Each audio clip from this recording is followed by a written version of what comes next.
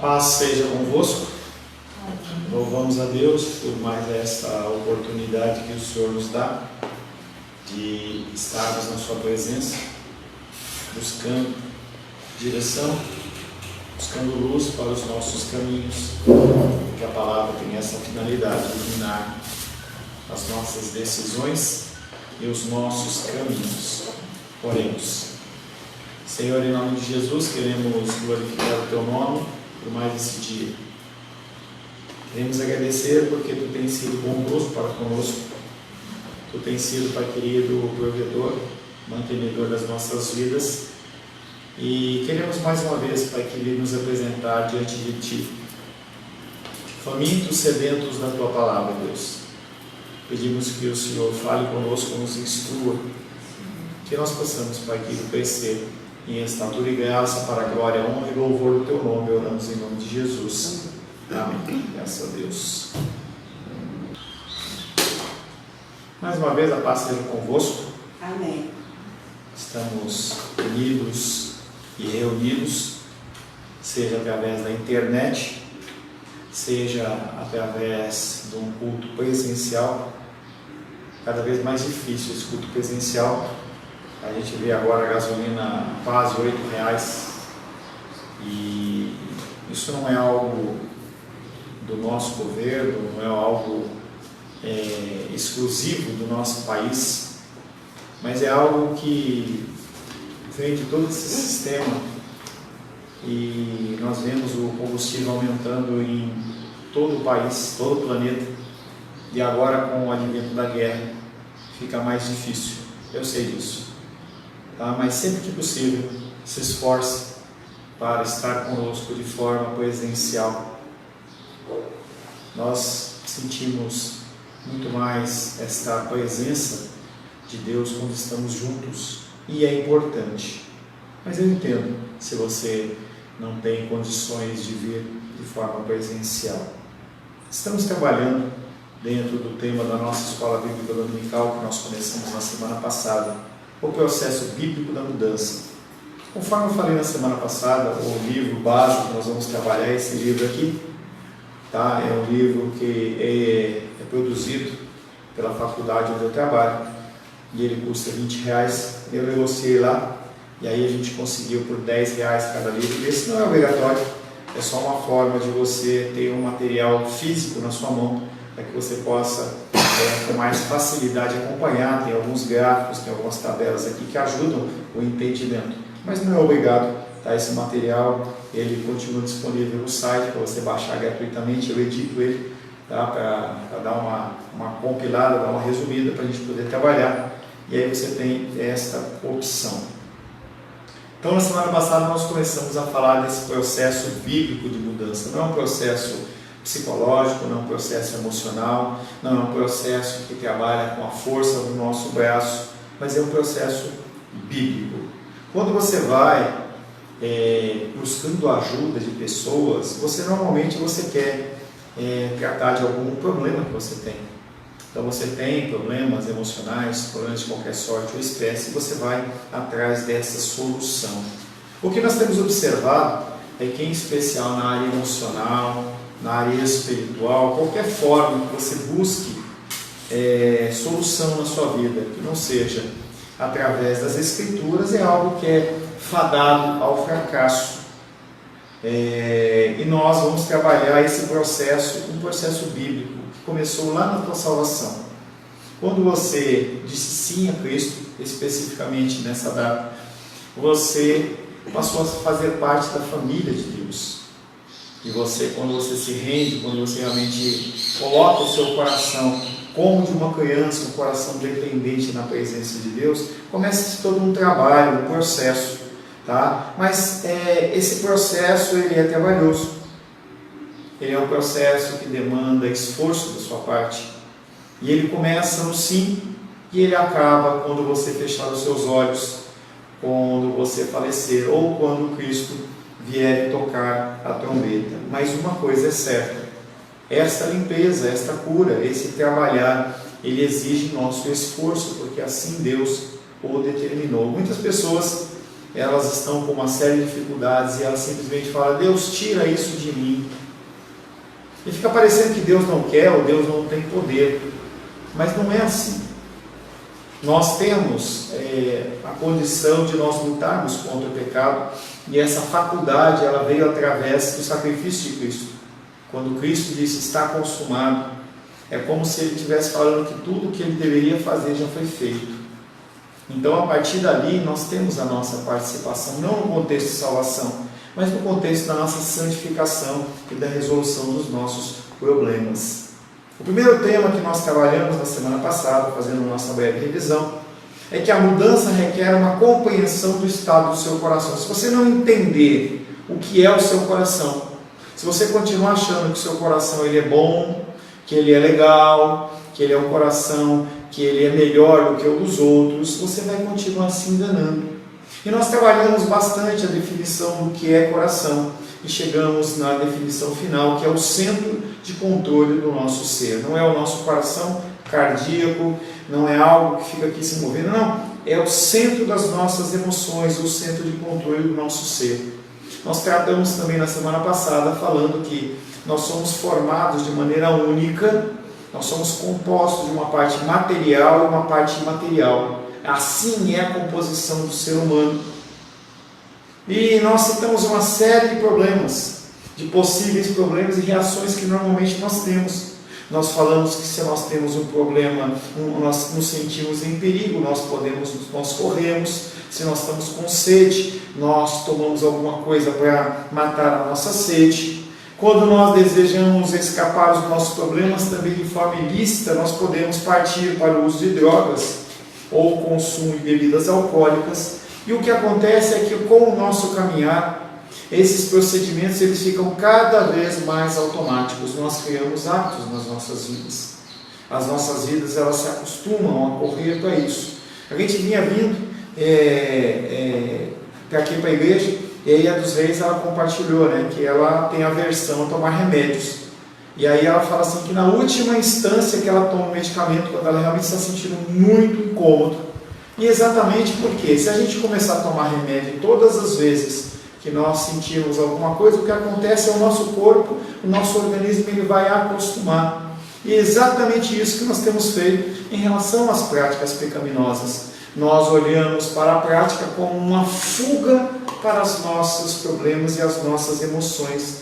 E essas coisas começam a se tornar automáticas para nós. Por meio da repetição, nós criamos um hábito ou um padrão nas nossas vidas.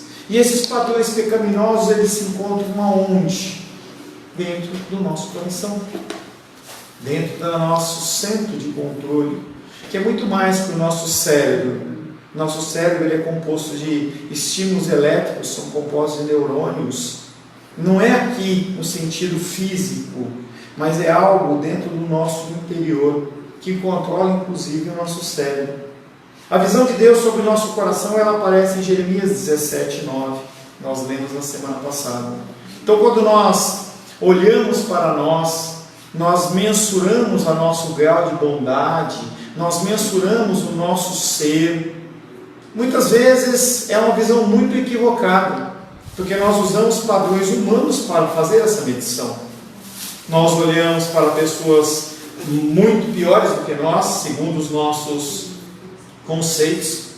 Nós olhamos para pessoas que são ladras, pessoas que são estupradoras, pessoas que são drogadas, ou usam drogas, ou vendem drogas. E nós nos comparamos a esse tipo de pessoa, mas a palavra de Deus ela nos traz a visão de Deus para o nosso coração. E para nós retomarmos, vamos partir de Jeremias 17:9, por gentileza.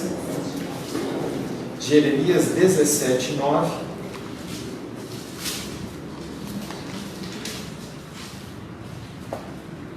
Higiene, por gentileza.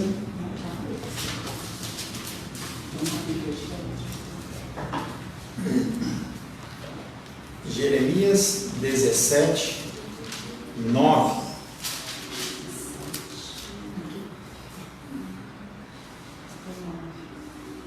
Enganoso é o coração, mais do que todas as coisas, e desesperadamente corruptos, quem os conhecerá?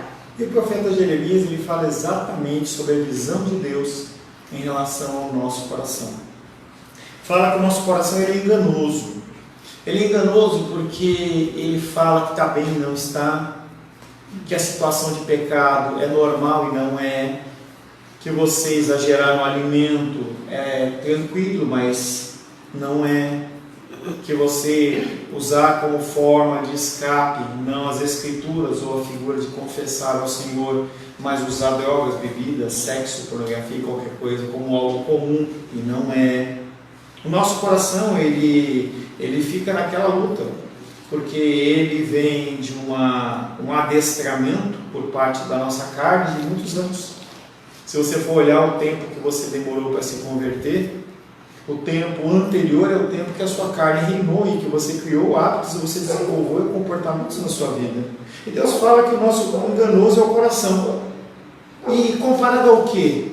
Comparado a nada. Mais que qualquer coisa, ele fala que é o nosso coração enganoso. Às vezes a gente pode olhar um animal, a gente pode olhar uma cobra, a gente pode olhar qualquer tipo de situação. Ele fala, não, o pior de tudo é o coração. E ele fala que ele é desesperadamente corrupto, ele acrescenta. Ele usa uma figura de linguagem, ele quase que é uma hipérbole, que é um exagero. Ele é desesperadamente, parece que o coração, ele anela, ele anseia por agir de uma forma pecaminosa e errada. É isso que Deus está falando. E aí ele finaliza falando assim, quem o conhecerá? Será que é o apóstolo Paulo? Será que é você como ovelha? Será que são os cônjuges? Quem é que vai conhecer o coração? A não ser o Senhor. Então o Senhor ele mostra para nós exatamente essa condição pecaminosa do nosso coração. O nosso coração enganador está empenhado em satisfazer a minha vontade, a cumprir os meus desejos, a viver a minha vida, a satisfazer os meus prazeres. E o meu coração, ele caminha comigo como se eu fosse o centro do universo. Nada mais importa. Nada mais é importante. Simples. Deixa eu perguntar uma coisa aqui, porque é assim, coração todos nós temos, né? Então, mas parece que tem pessoas que são mais exageradas. Eu penso comigo, eu quero saber se a maioria aqui concorda, que tem pessoas que são mais evoluídas nesse aspecto que o senhor está falando. Eu não diria que são mais evoluídas. Quando você fala em evolução, eu parto do princípio que você está falando que essa evolução parte de você. Se você pensa dessa maneira, está errado. Tá? O contexto é, a pessoa ela tem mais graça ou menos graça na vida dela. Porque a diferença dos seres humanos, dos mais piores que nós podemos pensar dentro da nossa história, Nero, Hitler, Mussolini, Lenin, sei lá quem você quiser pensar, e nós, a diferença é única e exclusivamente a graça de Deus. Essas pessoas, como o faraó no Egito, ele não tinha a graça de Deus, por isso que o coração dele ele endurecia. Então a condição da nossa diferença para uma pessoa qualquer que você possa pensar é apenas a graça de Deus. Então essas pessoas que você denomina como mais evoluídas ou mais abençoadas, são pessoas que Deus derrama mais da sua graça sobre a vida deles. Por que Deus derrama mais graça sobre a vida de uns do que de outros? Não sei te dizer. Não há essa situação, não há como responder isso. Eu lembro que uma vez eu estava aconselhando uma moça e ela tentou se matar. E ela pegou o revólver, colocou na têmpora e apertou e clique. E aí a voz falava do outro lado assim, você é minha filha amada. E a pessoa se arrependeu e virou cristã. Em outro lugar, um parente dela fez a mesma coisa, apertou e explodiu a cabeça. E aí a pessoa me perguntou, por que eu não morri e ela morreu? Não tem essa resposta.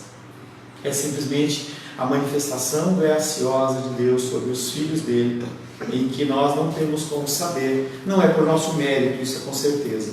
Tá? Esse diferencial nunca pode ser atrelado a algo que eu faço, e sim à vontade soberana de Deus. Por quê?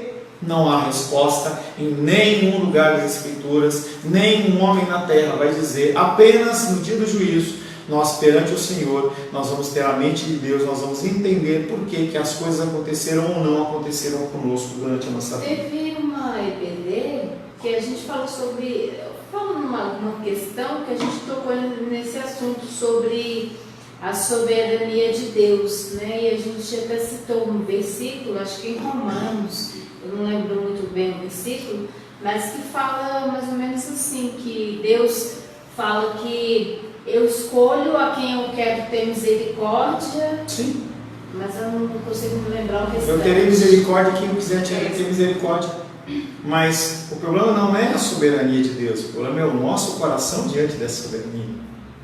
Quando as coisas acontecem, quando pessoas nos são subtraídas ou situações ocorrem que nos trazem algum revés, como que nós encaramos isso? A soberania de Deus ela não é mutável. A soberania de Deus ela é íntegra, ela é imutável, ela é perfeita, mas nós não somos perfeitos. E aí o que eu estou falando é a nossa visão em relação a uma situação que acontece nas nossas vidas. E aí nós não sabemos lidar. E quando eu falo que o nosso coração é mau, para isso muitas pessoas, isso é uma surpresa. Porque elas acreditam que o seu coração é bom. Porque elas se comparam com outras pessoas. Nós naturalmente não pensamos que o nosso coração é mau. Nós pensamos que nós somos bons. Tá? Mas interessante que, já falei essa expressão, nós nunca nos comparamos com pessoas melhores que nós. Essas as conclusões. Nós sempre nos comparamos com pessoas piores que nós. Pessoas menos fiéis, menos frequentes na igreja, menos amorosas, pessoas grosseiras. Nós nos comparamos com esse tipo de pessoa. E a palavra de Deus é muito clara, falando que nós temos que nos comparar com Cristo. Ele é o padrão. Eu, como marido, eu tenho que me comparar com Cristo. Eu tenho que estar disposto a amar a Rosângela como Cristo amou a igreja, estando disposto a morrer por ela. Mas quantas vezes eu morro pela Rosângela? Ou quantas vezes eu defendo o que eu acho que é importante ou o que eu quero? Porque as situações realmente difíceis de entender mesmo. Porque aquela situação de Faraó, que fala que Deus endureceu o coração de Faraó, e é difícil de entender, porque se o propósito de Deus era libertar o povo mesmo daquele lugar do Egito, e a gente não é um brinquedo na mão de Deus, um robozinho na mão de Deus, e se era a proposta de Deus libertar o povo, por que Deus ao mesmo tempo estava endurecendo o coração de Faraó? Primeiro que o Sendo propósito que a dele gente não não era... é um robô na mão de O Deus. propósito dele não era libertar o povo de Israel. Novamente você coloca o ser humano no centro. Quando você pensa que o propósito de Deus é libertar o povo de Israel, o propósito do homem, o homem é o propósito de Deus. Isso não é verdade. O propósito de Deus é glorificar o nome dele. E o nome dele não estava sendo glorificado através da adoração de imagens, da adoração de deuses. E ele tinha que passar por todos aqueles passos para acabar com cada divindade daquela que o povo estava colocando como superior a Deus, para que então ele pudesse colocar aquele povo no deserto e moer aquele povo, para aquele povo reconhecer que Deus era Deus. Então, quando você pensa que Deus faz as coisas por sua causa, você está colocando você no centro do universo, que é exatamente esse contexto que nós estamos falando. É o contexto que nós achamos que nós somos realmente importantes. Que Deus ele mandou Jesus Cristo para morrer por nós, mas Ele não mandou Jesus Cristo para morrer por nós. A nossa salvação ela é consequência da vinda dele. Jesus Cristo ele veio para obedecer ao Pai, cumprir toda a palavra que tinha sido determinada. Em consequência disso, a nossa salvação ocorre. Nós temos que entender que nós não somos o centro. A cultura humanista fala exatamente isso. Nós somos o centro. Por que você veio? Porque eu quero adorar a Deus. Nós não queremos adorar a Deus. Aprendeu a agradecer. Nós não queremos isso.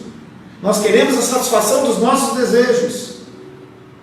Eu falei logo mais cedo, e isso não é nenhuma forma de julgamento de você que está assistindo na internet, mas eu pergunto, e eu quero que você medite nisso com o coração. Você que está aí na internet, e você olha para o preço da gasolina que é R$ 7,80, quase R$ 7,80, R$ 8. E você faz uma conta do preço que você vinha até aqui, e você fala, não vou vir porque realmente o recurso está difícil. Se Deus ele permite que um ente querido seu esteja entre a vida e a morte, você venha para a igreja para orar ou você não vem? Você entende como o nosso coração, ele é um coração que é voltado para nós mesmos? Entende? As histórias bíblicas não têm como objetivo exaltar o homem, sim exaltar Deus. A gente se conforma conforme a nossa vontade. Exatamente. Tá? E eu não tenho dúvida, não tenho problema com a sua pergunta, Melissa, porque o meu coração é igual ao seu. Pode ser que eu não questione isso, mas eu questione outra coisa. Nós voltamos sempre ao mesmo problema. Nós, como a porca, voltamos ao vômito sempre. Nós achamos que nós somos os mais importantes. Nós achamos que o culto, ele é para mim, não é para Deus. Eu não vou na igreja porque eu não gosto desta igreja. E desde quando o culto, ele é para que você se sinta bem? Desde quando? Em qual cultura cristã, que não é editora, você acha que está escrito isso? Que o culto é para te agradar? É para você se sentir bem? Então, só para tirar a dúvida, o propósito de Deus ali no Egito, então, não era libertar o povo do Egito, era para tirar o povo da idolatria. O propósito de Deus, novamente, você coloca o homem no centro. O propósito de Deus é glorificar o nome dele através do cumprimento das Escrituras. Sempre. Havia uma Escritura, nós não vamos tratar de Êxodo agora, não é o nosso propósito, não, tá? É só para entender. Mas é o que eu estou falando, você está querendo que eu explique o Êxodo para você. O texto de Êxodo, ele é complexo e nós já meditamos dentro das Escrituras. O propósito de Deus é glorificar Deus. O propósito de Deus é glorificar o nome dele através do cumprimento das Escrituras. Lá para trás, em Moisés foi dada uma palavra: esse povo vai ser feito escravo e vai ficar preso tantos anos, e eu com mão forte vou libertá-lo. Então isso é um cumprimento da palavra profética. Dentro desse contexto, aqueles homens, eles eram idólatras. A gente vai ver lá em Ezequiel, esses homens adorando as mesmas imagens do Egito, não era da Babilônia. Ou seja, Deus, ele mostra que aquelas entidades não são nada, e mesmo assim as pessoas continuam adorando as divindades, e eles estão errados. Deus, ele não age em favor do homem. Ele fala: eu não faço isso por causa de você, eu faço por causa da minha palavra. Se você for procurar aí na internet, você vai encontrar. Nós não pensamos naturalmente que o nosso coração é mau. Muitas vezes as pessoas são referidas como tendo um bom coração. Olha, fulano, ele é tão bom, ele tem um coração tão bom. É possível que você nunca tenha ouvido alguém dizer que seu coração é enganoso, perverso e mau. Não é agradável você ouvir isso. Mas é aquela figura que eu sempre faço de comparação. Você está doente. Você vai para o médico atesta que você está com câncer. Ele é um bom médico se ele falar para você que está tudo certo, mandar você embora, deixar você morrer de câncer. É isso que as pessoas querem ouvir. Quando você fala que o coração dela é mau, ela se incomoda, mas é mau. O nosso coração, ele é mau. No entanto, se você for honesto consigo mesmo, você verá que tem muitos hábitos pecaminosos. Abre Mateus capítulo 15.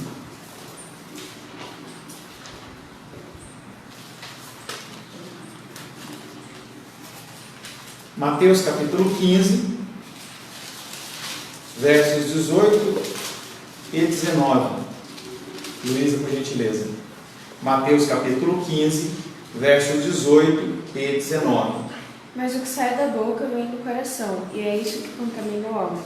Porque do coração procedem maus desígnios, homicídios, adultérios, prostituição, furtos, falsos testemunhos, blasfêmios. Porque do coração procedem maus desígnios, homicídios. Pastor, eu nunca matei ninguém. Você já falou mal de alguém? A gente mata todo dia. Você já falou mal de alguém? Adultérios. Será que você, casado, olhou para alguém com desejo? Ou você intentou deixar a sua fé em prol de alguma outra coisa? Prostituição, nós já tratamos. Prostituição necessariamente não tem a ver com sexo. Furtos. Quantas vezes nós roubamos na nossa vida? Não é você ir lá na loja e pegar um chocolate escondido e pôr no bolso, mas pode ser. Falsos testemunhos. Mentiras. Mentira branca. Blasfêmias. Nós olhamos para as coisas de Deus e reputamos como coisas dos homens. Ou duvidamos de Deus. Ou expressamos a pessoas a nossa indignação, o nosso mal-estar em relação ao Senhor. Quantos desses hábitos, só nessa pequena lista, você se enquadra? Eu me enquadro. Romanos capítulo 21. capítulo 1, desculpa. Romanos capítulo 1.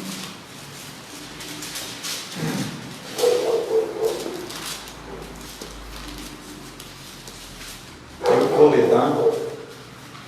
Romanos capítulo 1, verso 21 em diante, diz assim: porquanto tendo conhecimento de Deus, não glorificaram como Deus. Isso é pecado.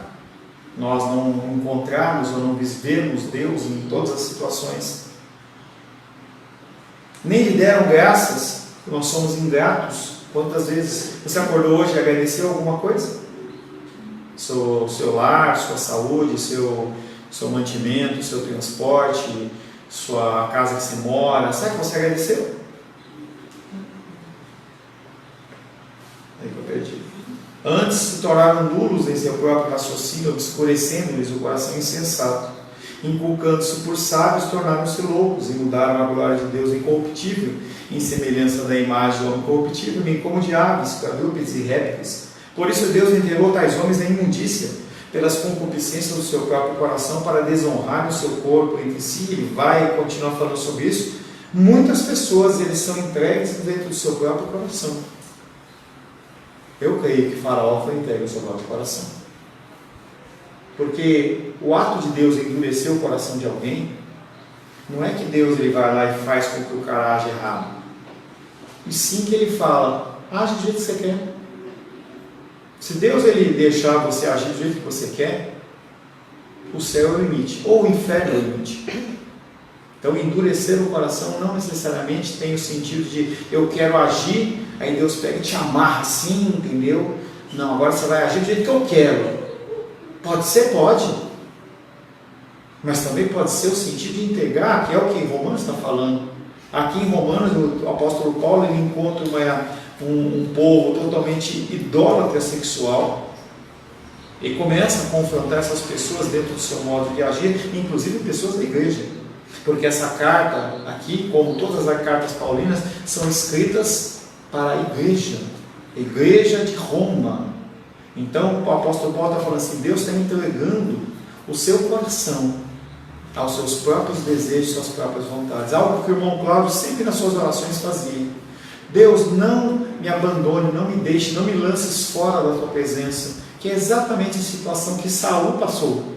Ele foi lançado fora da presença de Deus. E aí o que aconteceu é que o coração dele foi entregue aos seus próprios desejos. E aí, quando você lê Samuel, você lê Reis, parece que é uma coisa insensata. Ele perseguindo, gastando tantos recursos, tanto tempo atrás de Davi, Davi salva ele, e aí ele vai lá, pede perdão a Davi, daqui a um pouquinho ele já está de novo correndo atrás dele. O coração dele entrega o seu próprio coração. Eu acredito que como figura de um pai ou de uma mãe, ou como de Deus com o povo de Israel, que fala várias vezes, né? Olha, não faz tal coisa, que isso não é bom, não é um bom caminho. E fala várias vezes e a pessoa continua insistindo e fazendo. Chega uma hora que o pai ou a mãe ou Deus com o povo de Israel chega, você quer? Então vai. E a pessoa quebra a cara. Não é assim. Isso você está novamente colocando Deus como um Deus que depende da ação do ser humano. Deus ele não é assim. Nós temos um grupo de pessoas que são filhos de Deus e um grupo de pessoas que não são filhos de Deus. E essa comparação de Deus com o pai terreno também é farta e falha, porque em regra nenhum pai terreno vai querer o mal ou vai chegar para o filho e falar, vai fazer o que você quer. Se o pai terreno ele consegue dar coisas boas aos filhos, imagina Deus Pai. Ele faz isso para aqueles que são ímpios, não para os filhos. Porque se ele fizer isso para os filhos, nós vamos ser tentados acima do que nós podemos suportar e nós vamos perder esse contexto. Isso não é possível. Então Deus, para os filhos, ele não permite que nós sejamos tentados acima do que nós podemos suportar. Para aqueles que não são filhos, Deus realmente entrega o segundo coração deles. Segundo Reis. Não, porque eu acho que a gente tem interação. Mas está tudo certo. Nós temos que tomar muito cuidado no sentido de pensar que nós temos um Deus soberano, mas um Deus que também muda o comportamento diante do que eu faço. Então essa interpretação de você, Deus vai deixando, chega uma hora que ele fala, estou cansado. E ele, parece que Deus ele muda o comportamento dele, Deus é imutável. Quem muda somos nós. Eu, como ser humano, eu posso chegar a um ponto que eu chego para minha filha, você quer ir, você vai, estou de saco cheio de você. Deus não faz isso. Deus ele tem planos muito bem preparados. Ele diz que todos os nossos dias já são contados. Apocalipse 13:8 fala do livro da vida do Cordeiro, que foi que portou essa fundação do mundo. Então os nossos caminhos eles são cuidados e tratados pelo Senhor. Ele até permite que nós passemos por reveses, normal. Quem de nós nunca teve um dissabor? Quem de nós nunca teve um revés sério, bravo, grave? Mas isso não quer dizer que é falta de amor de Deus. Mas em relação aos ímpios, é realmente essa entrega. O apóstolo Paulo, certa feita, ele dentro da igreja, ele encontra uma pessoa, nesse contexto, ele fala de uma maneira muito dura: eu vou entregar você para Satanás, quem sabe a sua alma se salve. E isso é ser humano. Isso não é Deus. Isso é ser humano. Os pecados listados em Romanos 1:21-32 são resultado de pensamentos, crenças e desejos pecaminosos. De onde vem essa ação, senão do nosso pensar, do nosso coração, do nosso agir, do que nós já vivemos? O conceito humano diz que nós nascemos como uma folha em branco. O conceito é chamado tábula rasa, ou seja, você nasce limpo, sem nada. E conforme você vai vivendo, aquela folha que era limpa, ela começa a ser contaminada, porque alguém te maltratou, porque alguém fez. Até então você era sem pecado, você era sem problema. Isso é uma mentira. Nós não nascemos bons, nós já nascemos em pecado. Se nós não convertermos o nosso coração, nós vamos para o inferno. Se Deus ele não tivesse derramar da graça dele sobre a nossa vida, nós nunca converteremos o nosso coração. Nós nunca seremos atraídos por isso, por esse chamado de Deus. Esse chamado, ele é um chamado que só é verdadeiro e real para aqueles que são filhos, para aqueles que a graça de Deus é sobre eles. Cada ação que nós temos pecaminosa, ela começou aqui na nossa mente. O pensamento foi alimentado por um desejo ou crença. O desejo ou crença originou-se no coração. É interessante que nós esquecemos que a tentação é sempre de algo que nós já temos prazer. Nós já temos anseio. Então, se eu olhar para minha filha agora e falar assim: Luísa, um prato de alface é uma grande tentação para você? Não. Por quê? Porque ela não gosta. Come porque a mãe fala para comer, porque é saudável. Mas se ela tiver a opção de não comer, ela não vai comer. Então nós somos tentados em algo, sempre algo que já está no nosso coração. Então quando há aquela explosão e você fala assim: essa pessoa fez isso, já estava aqui dentro. Já estava aqui dentro o adultério, já estava aqui dentro o assassinato, o ódio. Quando a gente vê casos como, por exemplo, da Suzane Richthofen lá, que mandou lá, fez aquele conchavo com o namorado e com o irmão do namorado para matar gravemente, grosseiramente os seus filhos. Você acha que foi de uma hora para outra? Aquilo foi sendo construído por uma rejeição, por um trauma, por uma falta de amor, por uma falta de cuidado. É o coração humano sendo levado ao máximo. E por que tem pessoas que passam pela mesma situação e não fazem? Quando nós olhamos, por exemplo, uma favela em que uma pessoa, de um lado ela pode ser um traficante, do outro lado ela pode ser um grande médico, um advogado, um jogador de futebol famoso. Por quê? Entende? Tem diferença. As pessoas elas permitem que a sua mente ela decorda para esse tipo de desejo. O que acontece é que uma vez o pecado consumado ele gera morte. Tem que ter muito cuidado em tratar a mente, né? Com certeza. Tem todo brilhando, né? Para ter o pensamento, Mas aí que está. Se você não busca a leitura das Escrituras ou busca estar alimentado, você não consegue falar esse epa. O teu coração ele vai embora. O que é o freio nas nossas vidas? A palavra de Deus. Por isso que nós estamos falando de um processo bíblico de mudança. Enquanto você quiser falar epa na sua força, você não consegue. Pode ser que algumas vezes você consiga, Mas a grande maioria não consegue. E o que acontece é que, invariavelmente, você volta àquela nova prática. Jesus aproveitou a oportunidade para falar sobre as atitudes do coração, quando foi questionado pelos fariseus e seus discípulos. Alimentos puros e lavagem cerimonial nas mãos. Eles perguntavam: por que seus servos nos lavam as mãos? Não é importante? Marcos capítulo 7.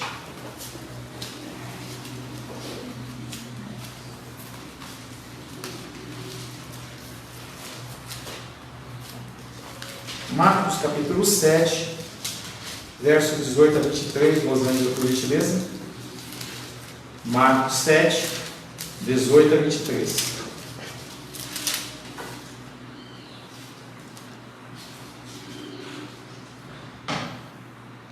Então lhes disse: assim vós também não entendeis?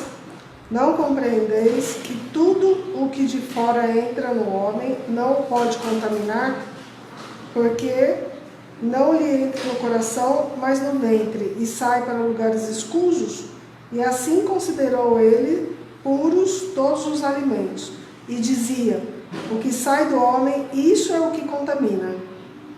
O que o contamina, porque de dentro do coração dos homens é que procedem os maus desígnios, a prostituição, os furtos, os homicídios, os adultérios, a avareza, as malícias, o dolo, a lascívia, a inveja, a blasfêmia, a soberba, a loucura. Ora, todos esses males vêm de dentro do coração e contaminam o homem. Tá? Então, quando nós lemos o texto de Romanos, ele faz uma breve citação desses mesmos problemas do coração. Jesus está dizendo assim: por que vocês estão tão preocupados com o exterior? Se a maldade ela vem de dentro. Sim, nós temos que ser zelosos com o nosso exterior, mas muito mais zelosos que o nosso exterior é o nosso interior. É aqui que procedem os maus desígnios ou os bons desígnios. As coisas vis que saem de você, saem do coração. Antes de se envolver em imoralidade sexual, havia um desejo de prazer ilícito. Antes de roubar algo, havia uma crença de que você tinha direito ao que queria, e uma crença de que não seria pego. Por que existe, por exemplo, e aí eu não quero generalizar, mas, por exemplo, o movimento do sem terra? Então o cara, ele olha para a Diene, que tem 2 casas, que ele avaliou para construir aquela casa, ele olha e fala assim: bom, eu não tenho casa, Diene tem 2, ela não precisa de 2, eu vou pegar uma para mim. Mas quem autorizou ela a fazer isso? A crença dela, o coração dela. Antes do caso de adultério, havia o desejo de ser feliz e de ter as suas necessidades satisfeitas, de sentir desejado por sua amada ou seu amado. Antes do engano, havia o medo de ser pego ou exposto. Antes de fofocar, você acreditava que tinha o direito de compartilhar essa informação com alguém. Você queria que outra pessoa soubesse. Todas as suas ações começaram com um pensamento, crença ou desejo em seu coração. Toda a sua ação, ela nasce dentro do centro do seu ser. Vamos falar um pouquinho da importância das raízes e os frutos que elas dão. Então, nisso que você acabou de falar, é interessante que o pastor Caio Fábio, quando ele andava nos caminhos do Senhor, ele, quando escreveu a Síndrome de Lúcifer, é interessante, né, esse livreto que ele escreveu há muitos anos atrás, e hoje, olhando a vida dele, ele parece, a meu ver, uma outra pessoa. Ele vive. É outra pessoa. Hoje ele vive o que ele escreveu. Hoje parece que ele vive a síndrome de Lúcifer que ele escreveu anos atrás condenando. Sabe? Parece uma coisa tão assim, tão... Será que ele já foi convertido? Entendeu? E ele tem seguidores. Uma coisa que antes ele vivia a palavra, hoje ele vive a síndrome de Lúcifer que ele escreveu condenando. Tem um pastor muito famoso, em que ele era um ferrenho combatente contra a teologia da prosperidade. E ele falava: maldito o cara que faz isso. Isso é do demônio. Isso não presta. Isso está errado. E na época ele usava bigode. Aí ele tirou o bigode. Agora ele acredita que tudo aquilo que ele falava era mentira e que ele tem que buscar a felicidade e o dinheiro. Eu vi uma pregação uma vez dele que ele falava assim: pessoa que dá o dízimo e dá oferta e não recebe, não quer receber nada em troca, é no mínimo um otário. E aquela audiência, que eram mais de 3 mil pessoas, ele olhava e falava assim: está vendo esse anel aqui? Custou 6 mil reais. Eu vi, não estou falando de alguém que contou, 6 mil reais. Sabe quem pagou esse anel? Você com seu dízimo. Meu carro lá fora é blindado e só a blindagem dele custou 70 mil reais. Sabe quem pagou? Você. Eu acabei de voltar de um seminário nos Estados Unidos e eu podia ter ido sozinho, mas eu quis levar minha esposa, levar os meus filhos, levar as pessoas que eram próximas a mim, e nós alugamos um jatinho para ir e voltar. Sabe quem pagou isso? Você. E aquele povo parecendo que estava totalmente cego, ovacionando aquele homem dentro daquelas absurdas situações que ele estava falando. E ele, exatamente como esse caso muito bem colocado que você colocou, que você expressou, ele vive exatamente aquilo que ele condenava, exatamente aquilo que era condenado por ele. Por que que essas coisas ocorrem? Porque elas já existem dentro do coração. Muitas vezes as pessoas que condenam ferrenhamente pecados, eles são as pessoas que vivem aqueles pecados. Vivem aqueles pecados. Pessoas que defendem um lar assim e falam muito mal de adultério, de não sei o quê. Cuidado. Vê se uma pessoa dessa não está exortando a si mesmo. Eu lembro de um pastor que não era pastor, da igreja lá onde eu fui saído, e ele falava assim: o pior momento para mim é o momento da Santa Ceia, porque naquele momento eu não consigo me esquivar dos meus pecados. Ele olhava para si como indigno, não numa situação indigna de que se arrepende, não, mas numa situação de soberba, tipo, Deus me revela quem eu sou nesse momento. Então, os seres humanos, em qualquer instância, eu, você, bebê, criança, idoso, jovem, adolescente, não importa, nós temos um coração mau, que ele pode se revelar ou não, dependendo da situação. Momentos de dificuldade é onde nós crescemos, não é no momento da fartura. Tanto que a palavra de Deus, acho que diz em Provérbios, que no meio do luto há o ensino. Então, dê preferência a estar em pessoas que choram do que pessoas que sorriem. Porque as pessoas que choram, elas estão mostrando realmente quem elas são. A situação, ela mostra realmente quem ela é quando a coisa aperta. Semana que vem não, depois do intervalo, nós vamos começar a falar sobre raízes e frutos. Que Deus te abençoe e te conceda graça. Amém.